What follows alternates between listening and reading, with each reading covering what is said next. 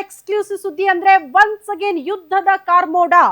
ಪ್ರಮುಖವಾಗಿ ಇರಾನ್ ಮೇಲೆ ಪದೇ ಪದೇ ಇಸ್ರೇಲ್ ಮತ್ತು ಅಮೆರಿಕಾದಿಂದ ದಾಳಿಗಳಾಗ್ತಾ ಇತ್ತು. ಈ ಬಾರಿ ಒಂದು ಸ್ಟೆಪ್ ಜಾಸ್ತಿನೇ ಆಗಿದೆ ಈ ದಾಳಿ. ಕಾರಣ ಇರಾನ್ನ ಸರ್ವೋಚ್ಚ ನಾಯಕ ಖಮೇನಿ ಅವರನ್ನ ಹತ್ಯೆ ಮಾಡೋ ಮೂಲಕ ಯುದ್ಧದ ಕಾರ್ಮೋಡ ಆವರಿಸಿದೆ. ಈ ಕ್ಷಣಕ್ಕೂ ಕೂಡ ದಾಳಿ ಪ್ರತಿ ದಾಳಿಗಳು ಮುಂದುವರಿತಾ ಇದೆ ಅಂತ. ಪ್ರಮುಖವಾಗಿ ಯಾಕೆ ಪದೇ ಪದೇ ಇರಾನ್ ಟಾರ್ಗೆಟ್ ಆಗ್ತಾ ಇತ್ತು ಇಸ್ರೇಲ್ಗೂ ಮತ್ತು ಅಮೆರಿಕಕ್ಕೂ ಅಂತ ಅಂದ್ರೆ ಅಣ್ವಸ್ತ್ರ ತಯಾರಿಕೆಯ ವಿರುದ್ಧ ಸಮರ ಸಾರ್ತಾ ಇತ್ತು ಈ ದೇಶಗಳು.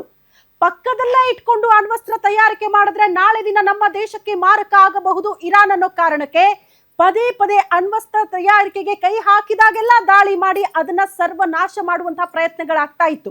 ಇದರ ಜೊತೆಗೆ ಈ ಬಾರಿ ಮತ್ತೊಂದು ಬೇಡಿಕೆ ಇತ್ತು, ಇರಾನ್ನಲ್ಲಿ ಆಡಳಿತದ ಬದಲಾವಣೆ, ಖಮೇನಿ ಅವರನ್ನ ಕೆಳಗಿಳಿಸಬೇಕು ಅನ್ನುವಂತ ಸತತ ಪ್ರಯತ್ನಗಳಾಗಿಯೂ ಕೂಡ ಅದು ಸಫಲ ಆಗಿಲ್ಲ ಅನ್ನೋ ಕಾರಣಕ್ಕೆ ನಿನ್ನೆ ಏಕಾಏಕಿ ಇಸ್ರೇಲ್ ಮತ್ತು ಅಮೆರಿಕ ಜಂಟಿಯಾಗಿ ಕಾರ್ಯಾಚರಣೆ ಮಾಡಿ ಅತಿ ದೊಡ್ಡ ದಾಳಿ ಮಾಡೋ ಮೂಲಕ ಸರ್ವೋಚ್ಚ ನಾಯಕ ಖಮೇನಿ ಅವರನ್ನ ಹತ್ಯೆ ಮಾಡಿದೆ. ಖಮೇನಿ ಜೊತೆ ಪುತ್ರಿ, ಮೊಮ್ಮಗಳು, ಸೊಸೆ, ಅಳಿಯ ಕೂಡ ಮೃತಪಟ್ಟಿದ್ದಾರೆ ಅನ್ನೋದ್ರ ಬಗ್ಗೆ ಡೀಟೇಲ್ ಸಿಗ್ತಾ ಇದೆ. ಸಾವಿನ ಬಗ್ಗೆ ದೃಢಪಡಿಸಿದ್ದಾರೆ ಇರಾನ್ ಸರ್ಕಾರಿ ಮಾಧ್ಯಮ. ಖಮೇನಿ ಸಾವನ್ನಪ್ಪುತ್ತಿದ್ದಂತೆ ಜೋರಾಗ್ತಾ ಇದೆಯಂತೆ ಉತ್ತರಾಧಿಕಾರಿ ಯಾರಾಗ್ತಾರೆ ಅಂತ. ಸಹಜ ಅಲ್ಲ ಇದು. ಇರಾನ್ ಮಾಧ್ಯಮಗಳಲ್ಲಿ ಉತ್ತರಾಧಿಕಾರಿ ಯಾರು ಅನ್ನೋದ್ರ ಬಗ್ಗೆನೇ ದೊಡ್ಡ ಮಟ್ಟದಲ್ಲಿ ಚರ್ಚೆ ಆಗ್ತಾ ಇದೆ. ಪರ್ಯಾಯ ನಾಯಕನ ಸ್ಥಾನಕ್ಕೆ ಖಮೇನಿ ಪುತ್ರನ ಹೆಸರನ್ನ ಉಲ್ಲೇಖ ಮಾಡಲಾಗ್ತಾ ಇದೆಯಂತೆ. ಖಮೇನಿ ಎರಡನೇ ಪುತ್ರ ಮೊಂತಬಾ ಖಮೇನಿ ಹೆಸರನ್ನ ಮುನ್ನೆಲೆಗೆ ತರಲಾಗ್ತಾ ಇದೆ ಅನ್ನೋದ್ರ ಡೀಟೇಲ್ಸ್ ಇದು. ಇಸ್ರೇಲ್ ಕ್ಷಿಪಣಿ ದಾಳಿಯಿಂದ ಇರಾನ್ ನಾಯಕ ಖಮೇನಿ ಹತ್ಯೆಯಾಗಿದ್ದಾರೆ. ಅದನ್ನ ಅಮೆರಿಕ ಅಧ್ಯಕ್ಷ ಮಾತ್ರ ಕನ್ಫರ್ಮ್ ಮಾಡಿದ್ದಲ್ಲ, ಬದಲಾಗಿ ಇರಾನ್ ಕೂಡ ಕನ್ಫರ್ಮ್ ಮಾಡಿದೆ. ಹಂಗಾಗಿ ಈಗ ಉತ್ತರಾಧಿಕಾರಿ ಯಾರು?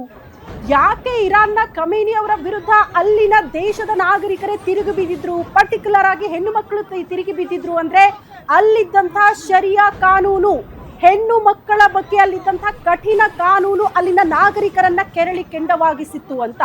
ಹಿಜಾಬ್ ಧರಿಸದೆ ಮಹಿಳೆಯರು ಮನೆ ಬಿಟ್ಟು ಆಚೆನೆ ಬರಂಗಿಲ್ಲ, ಸ್ವತಂತ್ರ ಅನ್ನೋದು ಹೆಣ್ಣು ಮಕ್ಕಳಿಗೆ ಇರಲೇ ಇಲ್ಲ.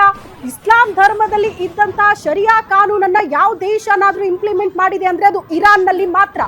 ಈ ಕ್ಷಣಕ್ಕೂ ಕೂಡ ಇಂಥದ್ದೊಂದು ಕಠಿಣ ಕಾನೂನನ್ನ ಅನುಸರಿಸಲೇಬೇಕಾದಂತಹ ಅನಿವಾರ್ಯತೆಯಲ್ಲಿ ಇರಾನ್ನ ಹೆಣ್ಣು ಮಕ್ಕಳಿದ್ರು ಅಂದ್ರೂ ಕೂಡ ನೀವು ನಂಬಲೇಬೇಕು. ಕಾರಣ ಹಿಜಾಬ್ ಇಲ್ಲದೆ ಸ್ವತಂತ್ರವಾಗಿ ಓಡಾಡ್ತಿದ್ದಾಳೆ ಆ ಹೆಣ್ಣು ಮಗಳು ಅಂದ್ರೆ ಆಕೆಯನ್ನ ನಡು ರಸ್ತೆಯಲ್ಲಿ ಭೀಕರವಾಗಿ ಹತ್ಯೆ ಮಾಡಲಾಗ್ತಾ ಇತ್ತು. ಹಾಗಾಗಿ ಹೆಣ್ಣು ಮಕ್ಕಳು ಈಗ ಫ್ರೀಡಮ್ ಸಿಕ್ತು ಅನ್ನೋ ಕಾರಣಕ್ಕೆ ರಾತ್ರಿ ಅಷ್ಟರ ಮಟ್ಟಿಗೆ ಸೆಲೆಬ್ರೇಟ್ ಮಾಡಿದ್ದಾರೆ ಅಂತ. ಬಟ್ ಖಮೇನಿ ಬಳಿಕ ಇನ್ಯಾರು ಉತ್ತರಾಧಿಕಾರಿ ಆಗ್ತಾರೆ? ಈ ಕಾನೂನು ಮತ್ತೆ ಹಿಂಗೆ ಮುಂದುವರಿಸ್ಬಿಟ್ರೆ ಏನು? ಈ ಆತಂಕ ಇತ್ತು. ಸಹಜವಾಗಿ ಖಮೇನಿ ಅವರ ಪುತ್ರನನ್ನೇ ಮತ್ತೆ ಅಲ್ಲಿ ನೇಮಕ ಮಾಡಬೇಕು ಅನ್ನೋ ರೀತಿಯಲ್ಲಿ ಚರ್ಚೆಗಳಾಗ್ತಾ ಇದೆ ಅಂತೆ. ಗೊತ್ತಿಲ್ಲ ಯಾವ ಹಂತಕ್ಕೆ ಹೋಗಬಹುದು ಈ ಬೆಳವಣಿಗೆ ಅಂತ ಕಾದ್ ನೋಡ್ಬೇಕಾಗುತ್ತೆ. ಎನಿವೆ, ಖಮೇನಿ ಅವರ ಹತ್ಯೆಯ ಬಳಿಕ ಪರಿಸ್ಥಿತಿ ಮತ್ತಷ್ಟು ಬಿಗಡಾಯಿಸಿದೆ. ಇಸ್ರೇಲ್ ಅಮೆರಿಕಾದಿಂದ ನಿರಂತರವಾಗಿ ದಾಳಿ ಆಗ್ತಾ ಇದ್ರು ಕೂಡ ಇದನ್ನ ತಡೆದುಕೊಳ್ಳುವ ಶಕ್ತಿ ಇರಾನ್ಗೆ ಇದೆಯಾ ಅಂತ ನೀವು ಪ್ರಶ್ನೆ ಮಾಡಿದ್ರೆ ಖಂಡಿತ ಇದೆ. ಯಾಕಂದ್ರೆ ಇದು ಮೊದಲ ದಾಳಿಯಲ್ಲ, ಸತತವಾಗಿ ಇರಾನ್ ಮೇಲೆ ಪದೇ ಪದೇ ಅಟ್ಯಾಕ್ಗಳಾಗಿಯೂ ಕೂಡ ಅದನ್ನ ಸಮರ್ಥವಾಗಿ ನಿಭಾಯಿಸಿದೆ ಈ ಪುಟ್ಟ ರಾಷ್ಟ್ರ. ಅಂದ್ರೆ ಅದರ ಕೆಪಾಸಿಟಿ ಎಷ್ಟರ ಮಟ್ಟಿಗೆ ಇರಬಹುದು ಅನ್ನೋದನ್ನ ಕೂಡ ನೀವು ಅರ್ಥ ಮಾಡ್ಕೊಳ್ಬಹುದು.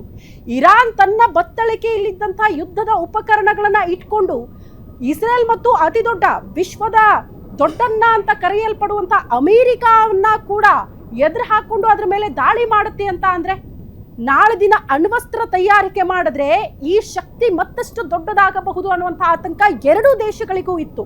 ಹಂಗಾಗಿ ಪದೇ ಪದೇ ಇರಾನ್ ಮೇಲೆ ಅಟ್ಯಾಕ್ಗಳಾಗ್ತಾ ಇತ್ತು. ಈ ಬಾರಿ ಸ್ವಲ್ಪ ಅದರ ತೀವ್ರತೆ ಜಾಸ್ತಿ ಆಗಿದ್ದನ್ನ ಕೂಡ ನಾವು ಗಮನಿಸ್ತಾ ಇದೀವಿ. ನಿಮ್ಮೂರಿನಿಂದ ವಿಶ್ವ ಮಟ್ಟದವರೆಗೆ ರಾಜಕೀಯ, ಸಿನಿಮಾ, ಸ್ಪೋರ್ಟ್ಸ್ ಯಾವ ಸುದ್ದಿಯೂ ಮಿಸ್ ಆಗಲ್ಲ.